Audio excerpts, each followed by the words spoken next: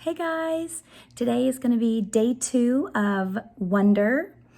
But before I start reading, I just wanted to check in with you and see how you're doing, see if you're staying healthy, see if you're still happy and enjoying your time with your family.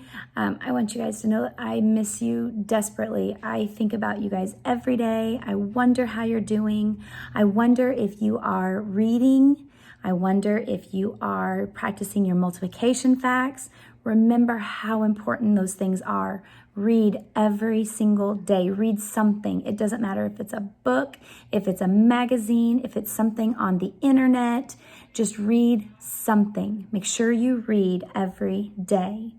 And make sure you are practicing your multiplication facts. Have a grown-up help you with your multiplication facts. Something to where you are practicing every day. Also, before we start Wonder, I want to remind you guys of the words that we learned in sign language. If you remember, we did sun, which was sun. If you remember, we did butterfly. We did flower. Remember, this was flower. We learned help. Remember, this was help, or this one was help. We learned rain. We learned book. Remember, hold your hands out in front of you and just kind of look at book. And then the new words that we're going to talk about today are ball. You just put your hands together. That's ball. I'll show you the card for it. Car. This is an easy one. Car. There you go. I'll show you the card for it too. Like you're driving a car, the steering wheel. And then bed. This one's my favorite. Bed. I'll show you the card for it as well. All right, hopefully we're learning some fun stuff with it, with our sign language. I want you guys to remember that we are strong. We are better together. We are a team. Can you think of some more? I know you're saying them out loud. Remember our chant? Are you saying it? We can. We must. We will. We can. We must. We will. Say it again. We can. We must. We will. All right. So let's read a little bit in Wonder. Remember, we talked a little bit yesterday about how we would feel if we came across someone who didn't look like us, maybe who looked a little bit different, and how we would treat them. So this is going to talk a little bit about Christopher's house. I was really bummed when Christopher moved away 3 years ago. We were both around 7 then. We used to spend hours playing with our Star Wars action figures and dueling with our lightsabers. I miss that. Last spring, we drove over to Christopher's house in Bridgeport.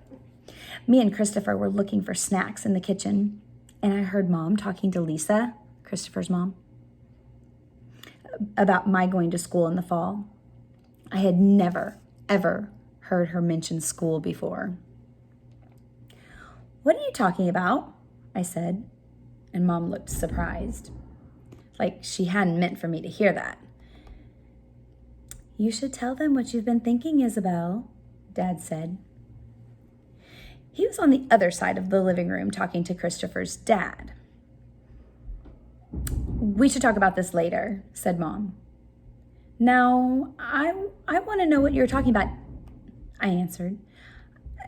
"Don't you think you're ready for school, Augie?" Mom said. "No," I said. "I don't either," said Dad. "Then that's it. Case closed," I said, shrugging as I sat in her lap like I was a baby.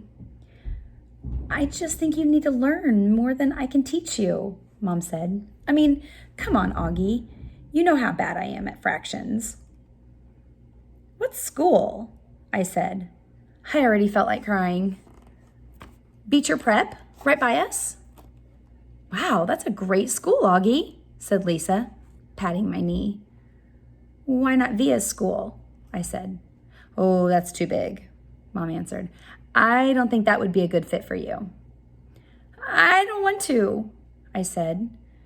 I admit I made my voice sound a little babyish. You don't have to do anything you don't want to do, Dad said, coming over and lifting me out of Mom's lap. He carried me over to sit on his lap on the other side of the sofa. We won't make you do anything you don't want to do. But it would be good for him, Nate, Mom said. Not if he doesn't want to, answered Dad, looking at me. Not if he's not ready. I saw Mom look at Lisa, who reached over and squeezed her hand. You guys will figure it out, she said to Mom. You always have. Let's just talk about it later, said Mom. I could tell she and Dad were going to get in a fight about it. I wanted Dad to win the fight. Though a part of me knew Mom was right. And the truth is, she really was terrible at fractions. It was a long drive home. I fell asleep in the back seat like I always do, my head on Via's lap, like she was my pillow, a towel wrapped around the seatbelt so I wouldn't drool all over her. Via fell asleep too, and Mom and Dad talked quietly about grown-up things I didn't care about. I don't know how long I was sleeping, but when I woke up, there was a full moon outside the car window. It was a purple night, and we were driving on a highway full of cars, and then I heard Mom and Dad talking about me.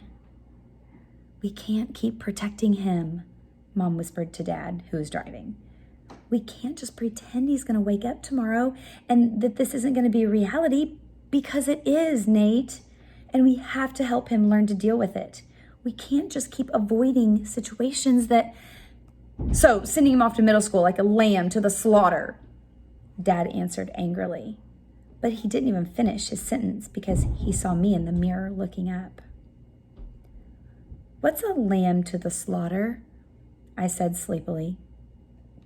Go back to sleep, Augie, Dad said softly. Everyone will stare at me at school, I said, suddenly crying. Honey, Mom said. She turned around in the front seat and put her hand on my head. You know, if you don't want to do this, you don't have to. But we spoke to the principal there and told him about you, and he really wants to meet you. What did you tell him about me? How funny you are and how kind and smart. When I told him you read Dragon Rider when you were 6, he was like, wow, I have to meet this kid. Did you tell him anything else? I said, and Mom smiled at me. Her smile kind of hugged me. I told him about all your surgeries and how brave you are, she said. So he knows what I look like? I asked. Well, we brought pictures from last summer in Montauk, Dad said. We showed him pictures of the whole family. And that great shot of you holding that flounder on the boat, you were there too. I have to admit, I felt a little disappointed that he was part of this. We both talked to him, yes, Dad said. He's a really nice man. You would like him, Mom added. Suddenly, it felt like they were on the same side. Wait, so when did you meet him? I said. He took us on a tour of the school last year, said Mom. Last year? I said. You've been thinking about this for a whole year and you didn't tell me? We didn't know if you'd even get in, Augie, answered Mom. It's a very hard school to get into. There's a whole admission process. I didn't see the point in telling you and having you get all worked up about it unnecessarily. But you're right, Augie. We should have told you when we found out last month that you got in, said Dad. In hindsight, sighed Mom. Yes, I guess. Did that lady who came to the house that time have something to do with this? I said. The one that gave me that test? Yes, actually, said Mom, looking guilty. Yes. You told me it was an IQ test, I said. I know. Well, that was a little white lie, she answered. It was a test you needed to take to get into the school. You did very well on it, by the way. So you lied, I said. A white lie. But yes, sorry, she said, trying to smile. But when I didn't smile back, she turned around in her seat and faced forward. What's a lamb to the slaughterhouse? I said. Mom sighed and gave Daddy a look. I shouldn't have said that, Dad said, looking at me in the rearview mirror. It's not true. Here's the thing. Mommy and I love you so much. We want to protect you any way we can. It's just sometimes we want to do it in different ways. I don't want to go to school, I answered, folding my arms. It would be good for you, Augie, said Mom. Maybe I'll go next year, I answered, looking out the window. This year would be better, Augie, said Mom. You know why? Because you'll be going into the 5th grade, and that's the first year of middle school for everyone. You won't be the only new kid. I'll be the only kid that looks like me, I said. I'm not going to say it won't be a big challenge for you, because you know better than that, she answered. But it'll be good for you, Augie. You'll make lots of friends, and you'll learn things you'd never learn with me. She turned in her car seat again and looked at me. When we took the tour, you know what they had in their science lab? A little baby chick that was just hatching out of its egg. Oh, it was so cute. Augie, it actually kind of reminded me of you when you were a little baby with those big brown eyes of yours. I usually love when they talk about it when I was a baby. Sometimes I want to curl up into a little tiny ball and let them hug me and kiss me all over. I miss being a baby, not knowing stuff. But I wasn't in the mood for that now. I don't want to go, I said. How about this? Can you at least meet Mr. Tushman before making up your mind? Mom asked. Mr. Tushman, I said. He's the principal, answered Mom.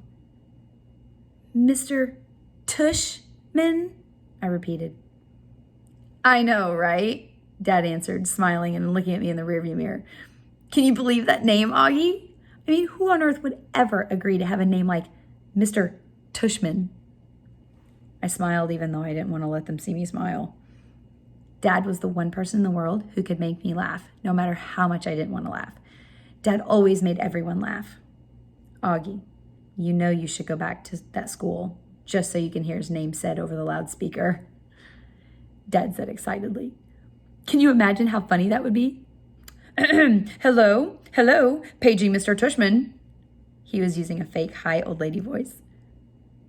Hi, Mr. Tushman. I see you running a little behind today. Did your car get rear-ended again? What a bum rap. I started laughing, not even because I thought he was being that funny, but because I wasn't in the mood to stay mad anymore. It could be worse, though, Dad continued on his normal voice. Mommy and I had a professor in college called Miss Butt. Mom was laughing now, too. Is that for real? I said. Roberta Butt, Mom answered, raising her hand as if to swear. Bobby Butt. She had huge cheeks, said Dad. Nate, said Mom. What? She had big fat cheeks, is all I'm saying. Mom laughed and shook her head at the same time. Hey, I know, said Dad excitedly. Let's fix them up on a blind date. Can you imagine? Miss Butt, meet Mr. Tushman. Mr. Tushman, here's Miss Butt. They could get married and have a bunch of little tushies. Poor Mr. Tushman, answered Mom, shaking her head. Augie hasn't even met the man yet, Nate. Who's Mr. Tushman? Vi said groggily. She had just woken up. He's the principal of my new school, I answered. Okay, I'm going to stop there. How would you feel if you had to go to a new school? And imagine poor Augie, this whole time, he's been homeschooled, kind of like we are all right now, being homeschooled. And then think about him. He's never been to a real school, and now he has to go to this new middle school, all new people. But mom and dad have a point. All the kids going to this school are going to be new. So it probably is perfect timing. Think about how maybe he feels. All right, so I want to issue a challenge. You can either do it tonight or maybe tomorrow, but your challenge is to have a scavenger hunt.